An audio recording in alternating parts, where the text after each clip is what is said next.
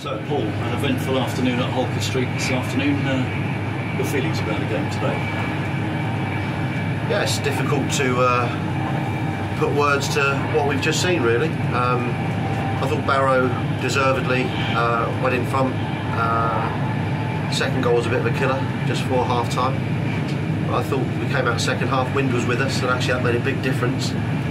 We scored a goal 4 minutes into the second half, which goals change games. It gives you a great chance to get back in the game. And then for some reason, we don't know why, the referee and linesman, without any flag, decided after 2 minutes and 42 seconds that they actually wouldn't give the goal. Then we then scored another goal from Aswood Thomas, and again that was disallowed for offside. And because this interview is probably 2 hours, 3 hours after the game, we've seen Barrow's footage, which shows both goals were perfectly good goals. And we then went on and hit the post. We hit the bar, and the minimum we deserved out of the game was a point. But you know, that was up there with with one of the strangest games I've probably seen in my many years of management. Getting back to the start of the game, we were forced to make 4 changes from the week before, and we got off to the worst possible start with a goal after 2 minutes. Good goal from them. Great switch of play. The lads done very well to come inside and scored a very good goal. That happens. I thought we responded okay to that. And I don't think, if you look at the game overall, we've scored 3 goals in that game, all perfectly good goals. We've hit the bar, hit the post. Their keeper's made a couple of other saves, and that's without, as you said, 5 players. So I don't think we should use that as an excuse in terms of why we didn't get the win today, because the 11 that played out there today got the win anyway. It's just that the officials decided that both goals weren't able to be given. So the half-time comeback must have put something quite strong in there. Sorry, I was just doing an interview there. Carry on.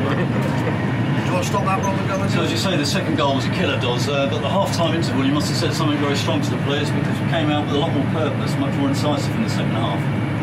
Yeah, I felt, we always felt from the warm-up that the wind was going to have quite a big impact on the game. It wasn't obvious, I wouldn't have thought, from the crowd, but it was obvious when we were warming up. And we did say the next goal would win this game, whether it's for them or for us. So we never felt out of it at half-time. We genuinely felt that we could get back in the game. And as I said, scoring a goal within 4 minutes of the restart would have been a perfect way to launch that pad. But like I say, it's a difficult half to then analyse, because we've scored 3 goals, and I'm reiterating what I've already said.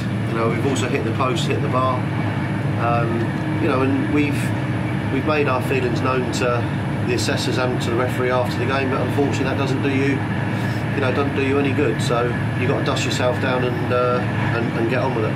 3 attacking substitutions in the second half really had Barrow under a lot of pressure. Pleased with the changes that were made? Yeah, I think the first half we were poor. Wasn't happy with the way that we'd gone about it, but I felt that we needed to change something quite quickly.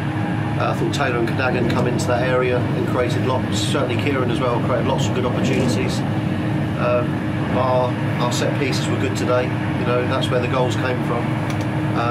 And we always felt we could hurt them with our set pieces. But like I said, AB, it's a very, very difficult game to keep talking to you about, because I think I've done about 600 games, and this one will be right up there, if I was writing a book, of incredible games. Indeed. Moving on just to the season as a whole, believe it or not, we're only 2 months into the season. We've played a third of it now, 15 league games, 26 points, only 1 point less than we had this time last year, and we finished in our best ever position in the history of the club. They must be delighted with the way the season has started overall. Yeah, but if you look at one of the reasons we picked up so many injuries in this last week is on the back of playing a third of the season. Nicky Bailey pulled up Thursday with a hamstring, Dean Beckwith with a groin. Wrighty's is such an unfortunate injury. The lad was getting better and better this season, almost onto another level. Jamie's calf. It's just, I keep making the point to the league. It's asking too much of these players, and that's when eventually, especially perhaps the older players do end up suffering niggles and muscle injuries, and that's, to lose 5 players today was a massive blow. You know, you can cope with losing 1 or 2, but to lose 5, and it was interesting because we were looking at who would captain the team today, and normally it's Jamie Collins. If it's not Jamie Collins, it's Craig Eastman. If it's not Craig Eastman, it's probably Nicky Bailey. If it's not Nicky Bailey, it's Dean Beckwith. And you took out a lot of leaders out of the dressing room today. And you know, as I said, that's not a reason we lost, but it's, you know, it's pretty clear what team I would have picked if all of those had been available. And how is the injury situation? Obviously, we pass on our best wishes to Tommy. That's a real blow for him personally, and obviously us as a everyone club, involved. Yeah. But what's the situation regarding the captain and Dean and obviously also Nicky Bailey? Are they short-term injuries, or are they going to be back soon? I think Jamie's got a chance for Hartlepool away on the 29th or 27th. Nicky might have a chance as well for the FA Cup game or Hartlepool. Dean Beckwith probably 3 weeks. So again, he might be Hartlepool the week after. But you know, there's no, apart from Eastman, obviously, who's back for the Bohemians game. There's nothing coming back in the next few weeks anyway. Okay. And finally, I have to ask a question because we're off to God's own land next week. Everyone looking forward to it? Yeah, I mean, you know, again, you'd like to be able to look at the game. I'd like to have given more people game time. You know, it's difficult now with the amount of injuries we've got, and ultimately, you know, the 15, 16 games that we played has made it probably more difficult in that sense. But you know, we love the trip to Scotland. You know, I know the players are really looking forward to it because we have now got the Saturday night for them to enjoy it as well. But it's got to be an event everyone enjoys. I mean, it's a win, lose or draw one. You know, the club has never played in Ireland before, as far as I know, and that is a proper trip away. The problem is when you ask me these questions after a defeat on a Saturday, it's always hard to say if you're looking forward to something, because and that's what I tried to explain to the referee after the game. You know, we had 60 odd supporters come up here today. You know, shout out to them too as well. Yeah, brilliant. But you know, spend probably over £100, and you know, I left home at 6 o'clock this morning, not going to get home till 1 o'clock this morning, and it's, you know, it's deeply disappointing that an official and officials, I've got to say, not just the referee, have had such a major bearing on how you're feeling about yourself after the game.